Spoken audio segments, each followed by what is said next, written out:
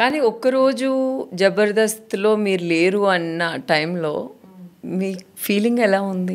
ఏం వస్తుంది, అవకాశాలు పోతుంది, ఇది లేకపోతే ఇంకొకటి పర్వాలేదని చెప్పాను అంతే. అంత ఎక్కువ గొప్ప ఫీలింగ్ అయ్యో లేదా అన్నట్టు ఏం అనిపించలేదు. అంటే మీరు చాలు ఇంత అవకాశం ఇచ్చారు కాబట్టి ఓకే, ఇంతవరకు నాకు ఒక గుర్తింపు ఇచ్చారు తెలుగులో యాజ్ యాంకర్గా, ఇంతవరకు నేను ఒక ఆర్టిస్ట్గా ఉన్నాను, ఇచ్చారు కాబట్టి సో నేను thanks to that Mallemala and ETV. ఇవన్నీ పక్కన పెట్టేస్తే ఇప్పుడు మంత్లీ సౌమ్య ఎంత సంపాదిస్తుంది? ఎందుకురా ఇప్పుడు నీకేం చక్రాయాల నేను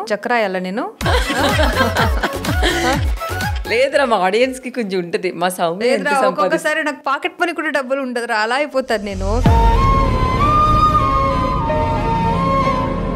అంటే నేను ఒక ఇండిపెండెంట్ ఉమెన్ రా, ఇండిపెండెంట్ గర్ల్. నేను నా ఖర్చులని నేనే భరించుకుంటాను.